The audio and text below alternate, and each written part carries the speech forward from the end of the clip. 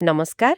ଆଜି ଆମେ ଭାରତର ଏକ ପ୍ରମୁଖ ଶାସ୍ତ୍ରୀୟ ନୃତ୍ୟ ମାନେ ଭରତନାଟ୍ୟମ୍ ସେଇ ଜଗତର ଜଣେ ଖାସ୍ କଳାକାରଙ୍କ ବିଷୟରେ କିଛି କଥା ଜାଣିବା। ହଁ, ଆମ ପାଖରେ କିଛି ଲେଖା ଅଛି। ସେ ଆଧାରରେ ଆମେ ବି ହେରମ୍ବନାଥନ୍, ତାଙ୍କ ଜୀବନଯାତ୍ରା ଆଉ ତାଙ୍କର ଯେଉଁ ଅବଦାନ ରହିଛି ସେସବୁ ବୁଝିବାକୁ ଚେଷ୍ଟା କରିବା। ତେବେ ଦେଖିବା ଏଇ ତଥ୍ୟ ଭିତରୁ କ'ଣ କ'ଣ ମଜାଦାର କଥା ସାମ୍ନାକୁ ଆସୁଛି। ଆମର ଲକ୍ଷ୍ୟ ହେଉଛି ତାଙ୍କୁ ଟିକେ ଭଲ ଭାବେ ବୁଝିବା, ତାଙ୍କ କାମକୁ ଜାଣିବା। ଠିକ୍। ତେବେ ଆରମ୍ଭ କଲେ ମୂଳରୁ ଯଦି ଦେଖିବା ଭି ହେରମ୍ବନାଥଙ୍କର ମୁଖ୍ୟ ପରିଚୟଟା କ'ଣ? ହଁ, ତାଙ୍କର ମୂଳ ପରିଚୟ ହେଲା ସେ ଜଣେ ଭରତନାଟ୍ୟମ୍ ନୃତ୍ୟଶିଳ୍ପୀ। ଏଇଠୁ ହିଁ ଏଇ ପରିଚୟରୁ ହିଁ ତାଙ୍କ କାହାଣୀ ଆରମ୍ଭ ହେଉଛି। ଆଚ୍ଛା, ଜଣେ ଭରତନାଟ୍ୟମ୍ ଶିଳ୍ପୀ। ହଁ, ଆଉ ସେଇ ପରିଚୟକୁ ଆହୁରି ଦୃଢ଼ କରୁଛି ତାଙ୍କର ଗୋଟେ ବହୁତ ବଡ଼ ସଫଳତା। 2013 ମସିହାର କଥା। 2013 କ'ଣ ହେଇଥିଲା ସେତେବେଳେ? ସେତେବେଳେ ତାଙ୍କୁ ମିଳିଥିଲା ସଙ୍ଗୀତ ନାଟକ ଏକାଡେମୀ ପୁରସ୍କାର। ଏଇଟା ବୁଝିବା ଦରକାର ଯେ ଭାରତୀୟ ଶାସ୍ତ୍ରୀୟ କଳା ଦୁନିଆରେ ଏଇଟା ଗୋଟେ ବହୁତ ବଡ଼ ସମ୍ମାନ। ବହୁତ ବଡ଼ ସମ୍ମାନ ନିଶ୍ଚୟ। ହଁ, ଏମିତି ନୁହେଁ ଯେ କେବଳ ଗୋଟେ ଭଲ ପ୍ରଦର୍ଶନ ପାଇଁ ମିଳିଗଲା। ଏହା ପଛରେ ଥାଏ ଜଣେ କଳାକାରର ବହୁ ବର୍ଷର ସାଧନା, ତାର ନିଷ୍ଠା ଆଉ କଳାରେ ଯୋଉ ଗୋଟେ ଉତ୍କର୍ଷତା, ସେସବୁ ପାଇଁ। ବୁଝିଲି। ତେଣୁ ଏଇ ପୁରସ୍କାରଟା ତାଙ୍କ ପ୍ରତିଭାର ଗୋଟେ ସ୍ପଷ୍ଟ ସ୍ୱୀକୃତି ଭଳି। ଏକଦମ ଗୋଟେ ପକ୍କା ସ୍ୱୀକୃତି। ବାଃ, ଏଇଟା ତ ବାସ୍ତବିକ ଗୋଟେ ବଡ଼ କଥା। କିନ୍ତୁ ମୁଁ ଯେତିକି ଦେଖୁଛି କଥା କ'ଣ କେବଳ ଏତିକିରେ ସରିଯାଉଛି ନା ଆଉ କିଛି ଅଛି? ନା, ଆହୁରି ଅଛି। କାରଣ ଶୁଣିବାକୁ ମିଳୁଛି ସେ କେବଳ ଜଣେ ନୃତ୍ୟ ଶିଳ୍ପୀ ନୁହନ୍ତି, ସେ ଜଣେ ନୃତ୍ୟ ନିର୍ଦ୍ଦେଶକ ବି। ହଁ, ଠିକ୍। ନୃତ୍ୟ ନିର୍ଦ୍ଦେଶନା ବି ଦିଅନ୍ତି। ଆଉ ସବୁଠୁ ବଡ଼ କଥା, ବୋଧେ ସେ ନିଜେ ଗୋଟେ ଅନୁଷ୍ଠାନର ପ୍ରତିଷ୍ଠାତା, ତାଞ୍ଜାଭୁର ଭବୁପିଲ୍ଲାଇ ଭରତନାଟ୍ୟମ୍ ସ୍କୁଲ ନାଁରେ।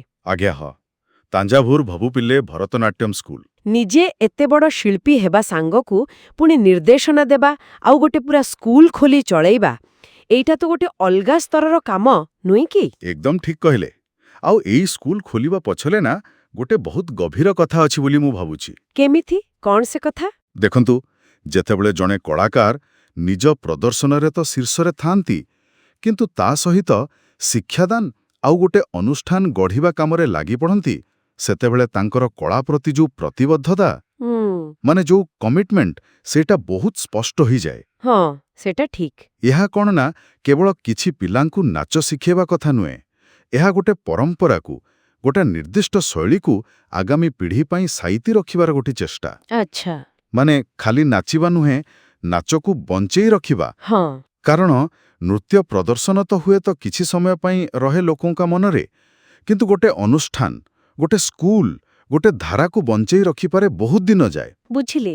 ଏହା ଗୋଟେ ଜୀବନ୍ତ ପରମ୍ପରା ତିଆରି କଲା ଭଳି। ଏକଦମ ଏକ ଜୀବନ୍ତ ପରମ୍ପରା ସୃଷ୍ଟି କରେ। ତେବେ ମୋଟାମୋଟି ଭାବେ ଯଦି ଦେଖିବା, ବି ହେରମ୍ବନାଥଙ୍କ କାହାଣୀ ଗୋଟେ ବହୁମୁଖୀ ପ୍ରତିଭାର କାହାଣୀ।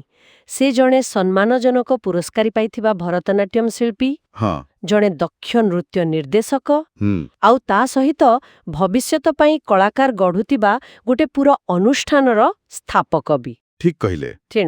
ତେଣୁ ସେ କେବଳ ନିଜେ ଚମକୁ ନାହାନ୍ତି, ବରଂ ଭାରତନାଟ୍ୟମ୍ ପରମ୍ପରାର ଯୋଉ ଆଲୋକ, ତାକୁ ଆଗକୁ ବି ବଢ଼ଉଛନ୍ତି। ନିଶ୍ଚୟ। ଆଉ ଏଇ ଯୋଉ ଆମେ ଆଲୋଚନା କଲେ, ଏସବୁ ତଥ୍ୟରେ ଶେଷରେ ଗୋଟେ କଥା ମନକୁ ଆସୁଛି, ଯାହା ବିଷୟରେ ଟିକେ ଭାବିବା କଥା। କ'ଣ ସେ କଥା?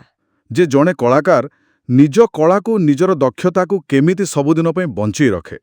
କେବଳ ନିଜର ଚମତ୍କାର ପ୍ରଦର୍ଶନ ଦ୍ୱାରା ସେଟା ତ ଗୋଟେ ବାଟ, କିନ୍ତୁ ଆଉ ଗୋଟେ ବାଟ ହେଲା ଏମିତି ଏକ ଅନୁଷ୍ଠାନ ଗଢ଼ିବା ଯାହା ତାଙ୍କ ପରେ ବି ସେହି କଳାକୁ ଆଗକୁ ନେଇ ଚାଲିବ। ହଁ, ଏଇଟା ଗୋଟେ ବଡ଼ ପ୍ରଶ୍ନ। କେଉଁଟା ଅଧିକ ପ୍ରଭାବଶାଳୀ? ହଁ, ତ ଏଭଳି ଗୋଟେ ଅନୁଷ୍ଠାନ ଗଠନ କରିବାର ଯୋଉ ଦୀର୍ଘମିଆଦୀ ପ୍ରଭାବ, ଲଙ୍ଗ ଟର୍ମ ଇମ୍ପ୍ୟାକ୍ଟ, ସେଟା କଳା ଉପରେ ଆଉ ଆମ ସମାଜ ଉପରେ କ'ଣ ହୋଇପାରେ, ଏହା ନିଶ୍ଚୟ ଟିକେ ଚିନ୍ତା କରିବାର ବିଷୟ। ନିଶ୍ଚୟ। ଏକ ଭଲ ଚିନ୍ତା ସହ ଆଜିର ଆଲୋଚନା ଶେଷ କରିବା।